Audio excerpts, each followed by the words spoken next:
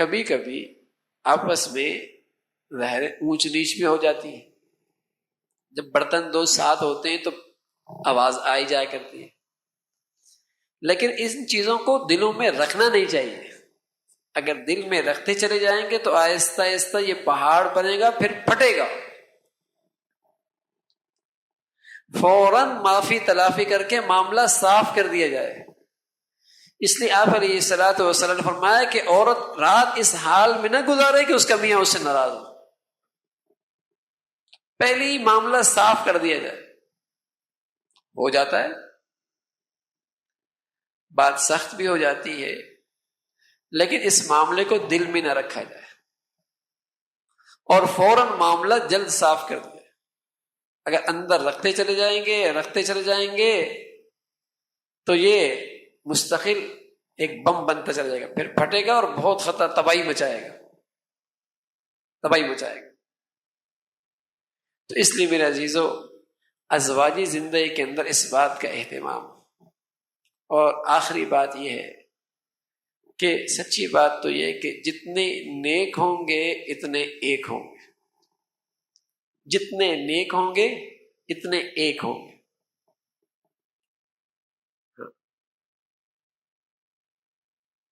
یعنی 100 باتوں کی ایک بات تو یہی ہے کہ جتنے ہمارے اندر نیکی آئے گی انشاءاللہ اتنے ایک پناہ آئے گا.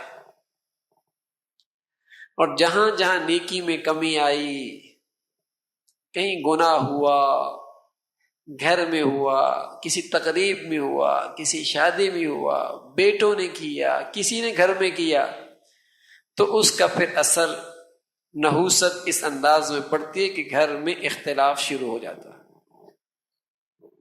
پھر دل پھٹنے لگتے ہیں، غلط فہمیاں ہونے لگتی ہیں، سوچیں منفی بننے لگتی ہیں. پھر کسی کو کسی کی بات اچھی نہیں لگتی، برداشت نہیں رہتا، تحمل ختم ہو جاتا ہے، بات بات پہ غضبناک ہونے لگتے ہیں. یہ بھی اس کا اثر ہے.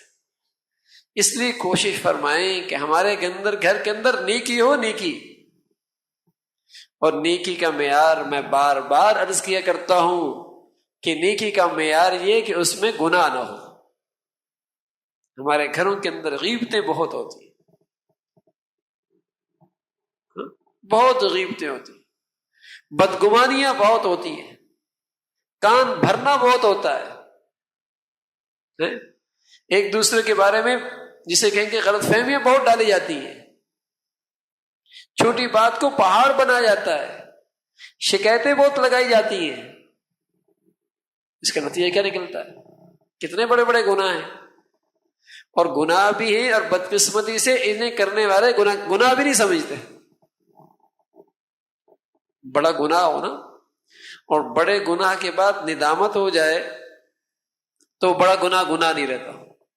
آگ بہت بھڑک رہی ہو اور آدمی کو احساس ہو جائے کہ بہت آگ بھڑک رہی ہے تو بجھا دے گا نا بھائی، تو اس کا نقصان نہیں ہوگا. لیکن ہے ایک انگارہ، لیکن جس گھر میں آیا انہیں احساس نہیں ہے، تو آہستہ آہستہ کیا ہوتا ہے، بس اوقات یہی انگارہ سارے گھر کو لپیٹ میں لے لیتا ہے. تو گھروں میں یہ گناہ بھی ہو رہے ہیں، اور اس سے بدنصیبی یہ کہ کرنے والے انہیں گناہ بھی نہیں سمجھتے.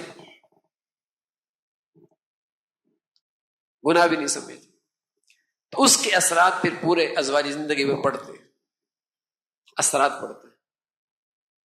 اس لیے بھائی کہا جاتا ہے کہ نیک ہوں گے تو ایک ہوں گے، نیک ہوں گے تو ایک ہوں گے. جتنی جتنی نیکی میں کمی آئے گی اتنے ایک پنے میں کمی آئے گی.